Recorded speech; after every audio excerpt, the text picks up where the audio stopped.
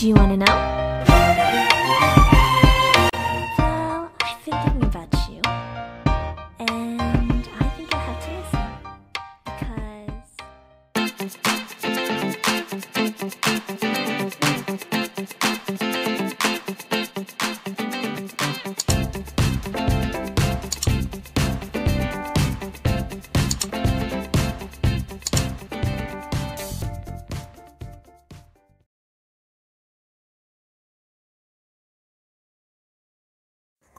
Halo semuanya, Assalamualaikum warahmatullahi wabarakatuh. Kembali lagi bersama saya Bu Yul di channel Bunda Yulia.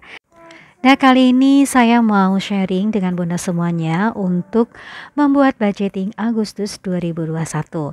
Nah, bagi bunda-bunda semua yang belum membuat anggaran rumah tangganya atau anggaran keuangan rumah tangganya, yuk bareng-bareng kita membuat anggaran rumah tangga kita supaya aman sampai akhir bulan nanti. Nah, hal pertama yaitu kita cantumkan income atau pemasukan atau uang gaji suami kita yang didapat untuk bulan ini. Nah, contohnya di keuangan saya yaitu Rp7.200.000 ya Mom. Nah, kemudian kewajiban di sini masuk ke variabel fixed cost atau biaya tetap. Contohnya seperti listrik, wifi, kartu halo, IPL atau iuran lingkungan ya. Di sini saya cantumkan untuk listriknya Rp500.000, untuk wifi-nya Rp230.000. Untuk wifi di sini karena tidak tetap ya, kemarin aja bulan kemarin hanya Rp228.000. Nah, saya genapkan menjadi Rp230.000. Untuk kartu halo suami Rp165.000, kartu halo saya Rp66.000, serta biaya satpam, sampah dan lain sebagainya Rp175.000. Untuk total kewajiban atau biaya tetap rumah tangga saya yaitu Rp1.136.000. Nah, kemudian yang kedua yaitu variabel kedua adalah kebutuhan pokok atau biasanya kebutuhan tidak tetap ya Mom. Contohnya yaitu belanja bulanan. Untuk belanja bulanan kali ini saya tekankan diperhemat lagi yaitu Rp500.000 karena bulan kemarin saya habis besar Rp750.000 karena memang kebutuhan ya banyak yang habis di rumah. Kemudian untuk belanja mingguan Rp800.000 saya bagi per minggunya Rp200.000. Nah, untuk pampers alhamdulillah untuk Cila udah bebas pampers dan hanya biaya untuk pampersnya Ata yaitu Rp100.000. Rp100.000 di sini kita cari pampers yang memang ekonomis tapi aman untuk anak-anak. Contohnya saya di sini alhamdulillah pakai Baby Happy ya Mom. Jadi satu packsnya itu Rp44.000. Jadi satu bulan menghabiskan 2 pack. Jadi senilai Rp88.000. Nah, tapi saya di sini cantumkan Rp100.000 aja ya. Nah, kemudian untuk susu kotak Arshila, nih untuk satu kotaknya Rp97.000. Jadi sebulan bisa menghabiskan 4 karton gitu ya. Jadi harganya saya bulatkan Rp400.000. Untuk gas alhamdulillah masih pakai yang gas tabung 3 kilo, menghabiskan 4 tabung dikali Rp20.000 yaitu Rp80.000. Galon isi ulang Rp64.000. Untuk beras 15 kg untuk keluargaku yang jumlahnya 6 orang yaitu dengan total Rp150.000. Nah, untuk skincare alhamdulillah masih awet ya karena jarang keluar rumah juga, tetap di rumah aja. Nah, sehingga untuk biaya skincare di kebutuhan budgeting Agustus ini tidak ada. Jadi totalnya Rp2.094.000. Oke, lanjut di biaya pendidikan anak ya Mom. Untuk pendidikan anak karena saya sudah mempunyai anak yang SMP sama yang SD, tentunya pasti ada biaya untuk SPP ya. Untuk SPP si kakak Rp750.000, untuk SPP si adik Rp275.000. Nah, untuk budgeting sekarang itu ada biaya pembelian buku paket karena kalau sekolah swasta Tentunya harus mandiri ya, jadi istilahnya ada biaya sendiri untuk pembelian buku yaitu Rp645.000, sehingga total untuk biaya pendidikan bulan Agustus ini Rp1.670.000. Nah, di sini saya perlu menekan biaya-biaya yang lainnya karena ada biaya pembelian buku yang tidak disangka-sangka, dan saya juga lupa bahwa ajaran baru ya kemarin itu jadi tidak terprediksi seperti itu ya Mom. Jadi untuk bunda-bunda yang sudah mempunyai anak yang sekolah, khususnya untuk yang sekolahnya di swasta, tentunya ada biaya untuk pembelian buku, daftar ulang dan lain-lain, itu harus diperhitungkan ya Mom. Jadi sebetulnya kita harus prepare dari jauh-jauh hari ya Bun untuk masalah daftar ulang anak, kemudian biaya buku dan lain sebagainya. Jadi kita perlu tahu informasi kalender akademik anak sebetulnya ya, sehingga kita bisa tahu rincian biaya biasanya untuk daftar ulang dan kita bisa menabung jauh-jauh hari. Nah, sehingga untuk budgeting di bulan tertentu itu tidak amblas atau dalam artian tidak mengurangi pos-pos yang lainnya. Nah, kemudian lanjut di saving atau tabungan. Ya, alhamdulillah walaupun belum bisa nabung di rekening khusus ya Mom, saya masih nabungnya lewat arisan-arisan aja karena menurut saya itu biar bisa memasyarakat juga, biar bisa bersilaturahmi juga dengan masyarakat, karena kita hidup di kalangan masyarakat, jadi kita tidak bisa hidup sendiri ya Mom. Jadi saya memaksakan untuk bisa nabung lewat arisan. Nah, di sini ada arisan komplek yaitu Rp500.000, arisan RT Rp120.000, sehingga total yang bisa saya tabungkan dari dana 7.200.000 itu Rp620.000 setiap bulannya.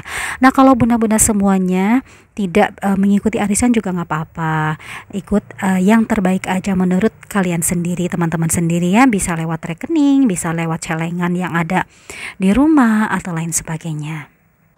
Nah, kemudian selanjutnya adalah pengeluaran zakat profesi ya Mom.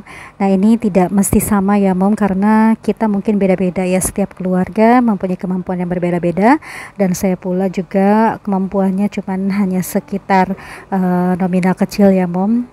Pengennya mah besar, cuman ya mungkin disesuaikan dengan keadaan. Nah, di sini zakat profesi saya Rp200.000 setiap bulannya, alhamdulillah bisa disalurkan lewat Yayasan Yatim Piatu.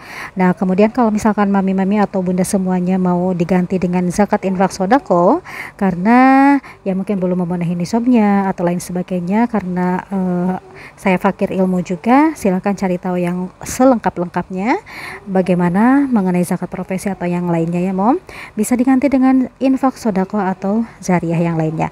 Nah, kalau saya di sini diusahakan setiap bulan yaitu mengeluarkan zakat profesi walaupun dengan nominal kecil. Nah, untuk infak sodako atau zariahnya biasanya bukan dicicil, dikumpulkan dari uang-uang harian kita. Biasanya yang dipakai jajan tidak dipakai, nah kita kumpulkan baru kita bisa dikasihkan. Nah, setelah kita totalkan pengeluaran kita, nah di sini kita tinggal pilih lagi budget apa yang masih kita keluarkan dari uang sisa pengeluaran yang variabel tetap maupun yang tidak tetap ya. Contohnya di sini saya kasih uang bensin suami yaitu Rp500.000. Kemudian uang untuk jajan sehari-hari, dibilang bukan jajan ya Mom, untuk kekurangan-kekurangan lainnya ya, jajan anak-anak juga mungkin di sini yaitu Rp700.000 yang saya hematkan lagi dengan cara silakan bunda semuanya bisa klik di video saya sebelumnya yaitu mengenai tantangan untuk mengurai uang jajan ya Mom. Nah, kemudian ada tabungan kurban juga. Saya di sini ini banget ya karena tahun ini saya tidak kurban, jadi tahun depan mudah-mudahan bisa kesampaian untuk kurban, yaitu dengan cara tabungan kurban senilai Rp250.000 setiap bulannya, dan ada dana darurat atau uang jaga-jaga aja ini dari sisa budgeting kita yaitu senilai Rp30.000. Oh ya teman-teman semuanya, untuk mengontrol pengeluaran harian kita, nah di sini saya buat untuk spending tracker ya untuk bulan Agustus ini, dimana spending tracker ini memuat transaksi-transaksi dari uang harian kita. Di sini saya tuh dananya Rp700.000, dibeli apa aja sih yang Rp700.000 itu, biar kita tidak bingung uang kita kemana selama ini gitu ya. Jadi kita bikin per tanggal. Di sini mungkin ada date, transaction, amount, amount, kategori, dan lain sebagainya. Misalkan kemarin saya tanggal 26 bulan 7 beli gorengan, kentang ya dan sebagainya. Kemudian tanggal 27 beli ayam, kebab, beli angkringan.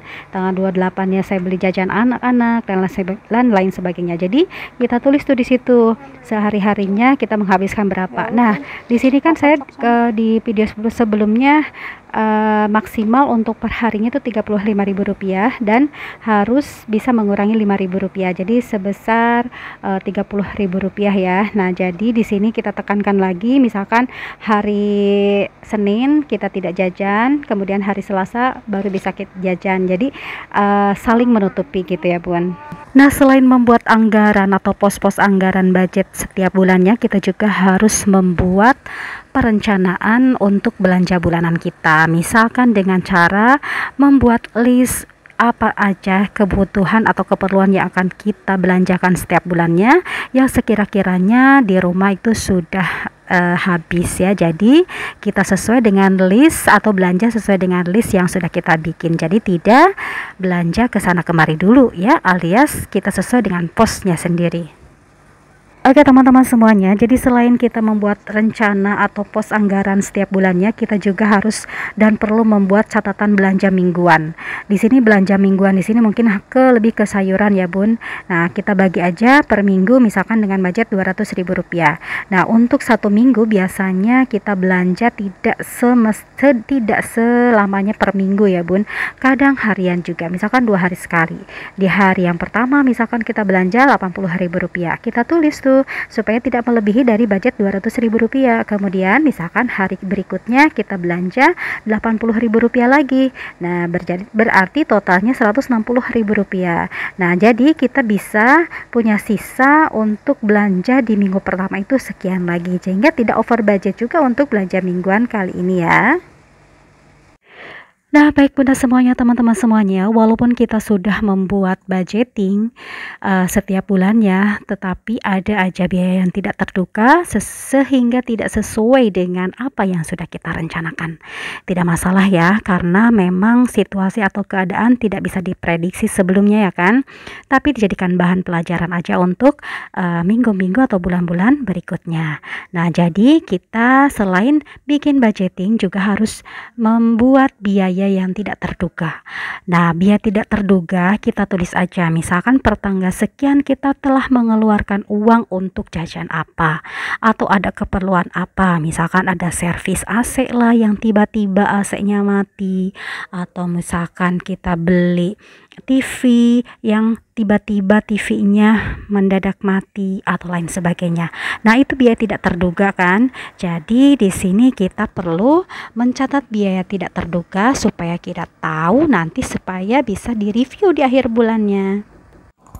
Nah, yang terakhir kita perlu adanya review budgeting setiap bulannya. Jadi sebagai catatan, apa sih yang harus dikurangi, budget mana, pos mana yang mesti kita rem lagi keinginannya, apa yang membuat kita boros, dan budget atau pos mana sih yang sekiranya harus dicermati lagi pengeluarannya.